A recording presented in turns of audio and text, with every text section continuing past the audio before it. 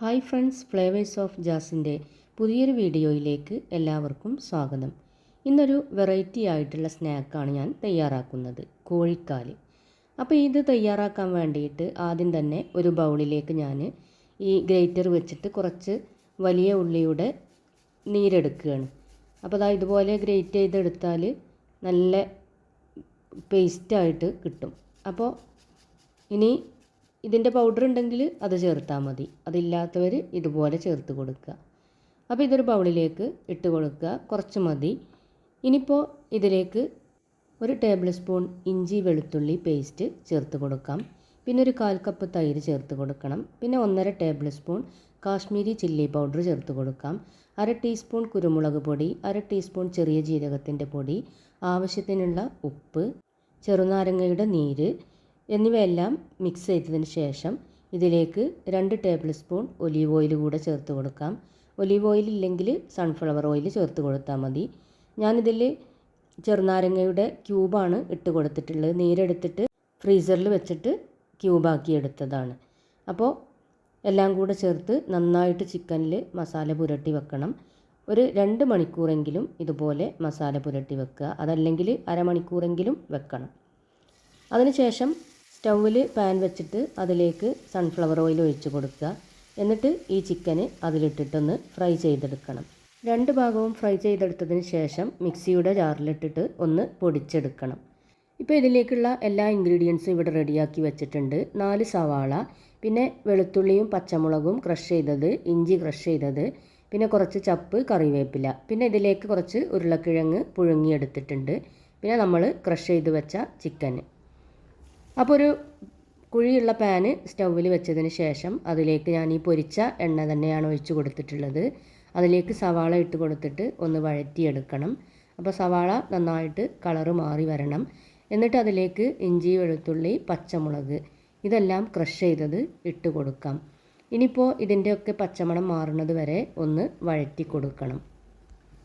ഞാനിവിടെ കുറച്ചധികം ഉണ്ടാക്കുന്നത് കൊണ്ടാണ് ഇത്രയധികം ഉള്ളിയൊക്കെ എടുത്തിട്ടുള്ളത്. അപ്പോൾ നിങ്ങൾക്ക് ആവശ്യത്തിനനുസരിച്ച് കുറച്ചെടുത്താൽ മതി. ഇപ്പോൾ ഇതൊക്കെ വഴന്ന് വന്നിട്ടുണ്ട്. ഇനി ഇതിലേക്ക് ഞാൻ ചപ്പ് അരിഞ്ഞു വെച്ചത് ഇട്ട് കൊടുക്കുകയാണ്. പിന്നെ അതിലേക്ക് കറിവേപ്പില കൂടെ ഇട്ട് കൊടുക്കുക. എന്നിട്ട് നന്നായിട്ടൊന്ന് മിക്സ് ചെയ്ത് കൊടുക്കണം.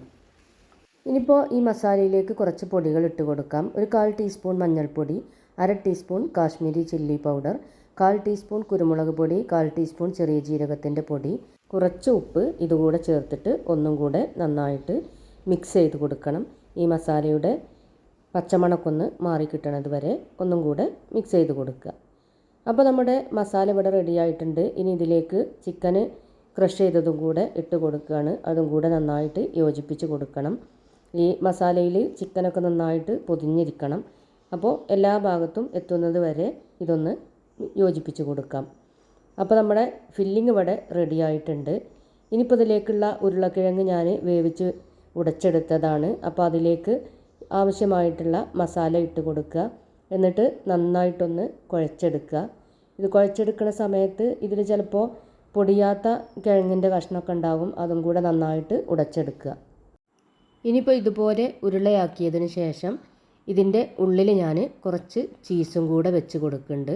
അപ്പോൾ ഇതിങ്ങനെ കയ്യിൽ പരത്തിയിട്ട് ഒരു കുഴിയാക്കിയതിന് ശേഷം ആ കുഴിയിൽ ഇങ്ങനെ ചീസ് വെച്ച് കൊടുക്കുക. അപ്പോൾ ചീസും കൂടെ ഉണ്ടാകുമ്പോൾ കുറച്ചും കൂടെ ടേസ്റ്റ് കൂടും. അപ്പോൾ ഇനി ആ സ്റ്റെപ്പ് ഒഴിവാക്കിയാലും കുഴപ്പമില്ല. ഇനിയിപ്പോൾ ഇതിനൊരു കാല് പോലെ ഉണ്ടാവാൻ വേണ്ടിയിട്ട് ഇതാ ഫ്രഞ്ച് ഫ്രൈസാണ് വെച്ച് കൊടുക്കുന്നത്. അപ്പോൾ ഇതും കൂടെ വെച്ച് കൊടുത്തിട്ട് നന്നായിട്ട് ഇതുപോലെ ആക്കിയെടുക്കുക. ഒരു കോഴിക്കാലിൻ്റെ ആ ഒരു ഷേപ്പിൽ ആക്കിയെടുക്കുകയാണ് ചെയ്യണത്. അപ്പോൾ ഇതുപോലെ ബാക്കിയുള്ളതൊക്കെ ആക്കി കൊടുക്കണം. അപ്പോൾ ഈ ഫ്രഞ്ച് ഫ്രൈസ് ഞാൻ ഇവിടെ തന്നെ റെഡിയാക്കി എടുത്തതാണ്. കിഴങ്ങ് ഇതുപോലെ കട്ട് ചെയ്തതിന് ശേഷം തിളച്ച വെള്ളത്തിൽ ഒരു 3-4 മിനിറ്റ് വേവിച്ചെടുത്താൽ മതി. അപ്പോൾ ഇതുപോലെ ആയി കിട്ടും. അപ്പോൾ ഞാൻ ബാക്കിയുള്ളതൊക്കെ ഇതുപോലെ ഒന്ന് ഉണ്ടാക്കിയെടുക്കുകയാണ്. അപ്പോൾ ഫുള്ളായിട്ട് ഞാൻ കാണിക്കാത്തത് ഇനിയിപ്പോൾ നിങ്ങളെ സമയം കളയണ്ടെന്ന് വിചാരിച്ചിട്ടാണ്. അപ്പോൾ ഇതുപോലെ ബാക്കിയുള്ളതൊക്കെ ആക്കിയെടുക്കാം. അപ്പോൾ ഫുള്ളായിട്ട് ഞാൻ ഇതുപോലെ ആക്കിയെടുത്തിട്ടുണ്ട്. ഇനി ഇതിൻ്റെ മുകളിൽ ഒരു മൈദയുടെ കോട്ടിങ്ങും അതിൻ്റെ മുകളിലായിട്ട് മുട്ടയിൽ മുക്കിയിട്ട് ബ്രെഡ് ക്രംസിൻ്റെ ഒരു കോട്ടിങ്ങും വരാനുണ്ട്. അപ്പോൾ അതിന് വേണ്ടി ഞാനിവിടെ മൈദ, ഉപ്പ്, വെള്ളം, പിന്നെ കുറച്ച് ഓയിൽ എന്നിട്ട് നന്നായിട്ട് കുഴച്ചെടുത്തതാണിത്. ഇനിയിപ്പോൾ ഈ മൈദ കുഴച്ചെടുത്തത് ഒന്ന് പരത്തിയെടുക്കണം. ഇത് കുറച്ച് വലിയ റോൾ എടുത്തിട്ട് ഞാൻ ഇതുപോലെ പരത്തിയെടുക്കുകയാണ്. അപ്പോൾ ഇത് സിംഗിളായിട്ട് പരത്തിയെടുത്താലും മതി, അല്ലെങ്കിൽ ഇതുപോലെ വലുതാക്കി പരത്തിയതിന് ശേഷം ഒരു അടപ്പ് വെച്ചിട്ട് കട്ട് ചെയ്തെടുത്താലും മതി. അപ്പോൾ ഞാനിതുപോലെ വലുതാക്കി പരത്തിയെടുക്കുകയാണ്. എന്നിട്ട് ഇതുപോലെ ഒരു അടപ്പ് വെച്ചിട്ട് ഇങ്ങനെ കട്ട് ചെയ്തെടുക്കുകയാണ്. എന്നിട്ട് അതിങ്ങനെ കൈകൊണ്ട് ഇതുപോലെ ചെയ്തെടുത്താൽ മതി. അപ്പോൾ പെട്ടെന്ന് തന്നെ അതിൻ്റെ ഉള്ളിൽ നിന്നും കിട്ടും. ഇനിയിപ്പോൾ സിംഗിളായിട്ട് പരത്തിയെടുക്കുകയാണെങ്കിൽ അങ്ങനെ പരത്തിയെടുക്കാൻ സുഖമാണെങ്കിൽ അങ്ങനെ ചെയ്താലും മതി. ഇനിയിപ്പോൾ നമ്മൾ തയ്യാറാക്കി വെച്ച ഈ കോഴിക്കാലിൻ്റെ ഫില്ലിങ് ഇതുപോലെ ഈ മൈദയുടെ ഉള്ളിലേക്ക് വെച്ച് കൊടുത്തതിന് ശേഷം എല്ലാ ഭാഗത്തുനിന്നും ഇങ്ങനെ വലിച്ചിട്ട് ഈ കാലിൻ്റെ ഭാഗത്തേക്കാക്കി കൊടുക്കുക. എന്നിട്ട് നന്നായിട്ട് പ്രസ് ചെയ്ത് കൊടുക്കുക. അതിങ്ങനെ അവിടെ ഒട്ടി നിൽക്കണം, അല്ലെങ്കിൽ അത് ഈ കാല് അതിൻ്റെ ഉള്ളിൽ നിന്ന് പോരും. അപ്പോൾ നന്നായിട്ട് പ്രസ് ചെയ്ത് കൊടുക്കുക. എന്നിട്ട് നന്നായിട്ട് ഒന്നും കൂടെ കൈയിൻ്റെ ഉള്ളിൽ വെച്ചിട്ട് ഇങ്ങനെ ഉരുട്ടി കൊടുക്കുക. അപ്പോൾ നല്ല ഷേപ്പും കിട്ടും. അപ്പോൾ ഇനി ഇതുപോലെ ബാക്കിയുള്ളതൊക്കെ ചെയ്തെടുക്കാം. ഓരോന്ന് പരത്തി എടുക്കുകയാണെങ്കിൽ ഇതുപോലെ തന്നെ നമ്മൾ പത്തിരിയൊക്കെ പരത്തണ പോലെ തന്നെ ഇതുപോലെ പരത്തിയെടുക്കുക. എന്നിട്ട് അതിൻ്റെ ഉള്ളിൽ നമ്മൾ ഉണ്ടാക്കി വെച്ച ആ ഫില്ലിങ് വെച്ച് കൊടുത്തിട്ട് നമ്മൾ ചെയ്തതുപോലെ തന്നെ അത് ഉള്ളിൽ വെച്ച് ഇങ്ങനെ എല്ലാ ഭാഗത്തും ഈ കാലിൻ്റെ ഭാഗത്തേക്ക് ആക്കി കൊടുക്കുക. ഇനിയിപ്പോൾ ഞാനിവിടെ ഒരു മുട്ട എടുത്തിട്ടുണ്ട്. പിന്നെ ഇതിൽ 1 ടേബിൾ സ്പൂൺ മൈദപ്പൊടിയും കുറച്ച് ഉപ്പ്, കുരുമുളക്, വെള്ളം ഇതെല്ലാം കൂടെ നന്നായിട്ട് മിക്സ് ചെയ്തിട്ട് അതിൽ ഇട്ടിട്ടാണ് ഇത് മുക്കിയെടുക്കുന്നത്. അപ്പോൾ ഇതുപോലെ ഒരു ഫോർക്ക് വെച്ചിട്ട് ആക്കുകയാണെങ്കിൽ ആ മുട്ടയിൽ കുറച്ച് കൂടുതലൊക്കെ ഉണ്ടെങ്കിൽ അതാണ് ഒലിച്ച് പോയിക്കോളും. എന്നിട്ട് ഈ ബ്രെഡ് ക്രംസിലൊന്ന് കോട്ട് ചെയ്തെടുക്കണം. അപ്പോൾ നല്ല ടേസ്റ്റാണ് ഇത് കഴിക്കാൻ. അപ്പോൾ ഇതിൻ്റെ ഉള്ളിലുള്ള ഫില്ലിങ് നമുക്ക് വേണമെങ്കിൽ സാധാ നമ്മൾ കട്ട്ലറ്റിന് ഉണ്ടാക്കുന്ന ആ ഫില്ലിങ് വെച്ചിട്ടൊക്കെ ചെയ്യാൻ പറ്റും. അപ്പോൾ ഫില്ലിങ്ങൊക്കെ നിങ്ങൾക്ക് വേണമെങ്കിൽ ഇഷ്ടമുള്ള രീതിയിൽ ആക്കി കൊടുക്കുക. അപ്പോൾ ഈ ഒരു ഫില്ലിങ് എന്ന് പറഞ്ഞാൽ നല്ലൊരു ടേസ്റ്റാണ്. അപ്പോൾ ഇതുപോലെ ബാക്കിയുള്ളതൊക്കെ മുട്ടയിൽ മുക്കിയിട്ട് ബ്രെഡ് ക്രംസിലൊന്ന് കോട്ട് ചെയ്തെടുക്കണം. അപ്പോൾ ഇതിൻ്റെ ഫില്ലിങ് എടുക്കുമ്പോൾ വലിയ ഉരുളയാക്കി എടുക്കരുത്. ഇതിൻ്റെ മുകളിൽ മൈദയുടെ ആ ഒരു കോട്ടിങ്ങും അതേപോലെ തന്നെ പിന്നെ മുട്ടയിൽ മുക്കിയിട്ട് ബ്രെഡ് ക്രംസിൻ്റെ കോട്ടിങ്ങും ഒക്കെ വരുന്നത് കൊണ്ട് തന്നെ ചെറിയ ഉരുളയാക്കി എടുത്താൽ മതി. അപ്പോൾ ഇതന്നെ വയറ് നിറയാൻ ധാരാളമാണ്. അപ്പോൾ ഇതുപോലെ ചെയ്ത് നോക്കിയിട്ടില്ലെങ്കിൽ എല്ലാവരും ഒന്ന് തയ്യാറാക്കി നോക്കണം. പിന്നെ കമൻറ്റ് ബോക്സിൽ ഫീഡ്ബാക്ക് അറിയിക്കാൻ മറക്കരുത്. വീഡിയോ കൂട്ടുകാരിലേക്കൊക്കെ ഒന്ന് ഷെയർ ചെയ്ത് കൊടുക്കണം. അപ്പോൾ ഈ റെസിപ്പി നിങ്ങൾക്ക് ഫ്രീസ് ചെയ്ത് സൂക്ഷിക്കാനും പറ്റും. അപ്പോൾ ഒരു ബോക്സിൽ ഇതുപോലെ ഒരു ടിഷ്യൂ വെച്ചതിന് ശേഷം അതിൻ്റെ മുകളിലായിട്ട് നമ്മൾ തയ്യാറാക്കി വെച്ച ഈ കോഴിക്കാല് വെച്ച് കൊടുക്കുക. എന്നിട്ട് ഇതിൻ്റെ മുകളിൽ ഒരു ടിഷ്യൂ പേപ്പറും കൂടെ വെച്ച് കൊടുക്കുക. അങ്ങനെ ഇത് ഫുള്ളായിട്ട് വെച്ച് കൊടുക്കുക.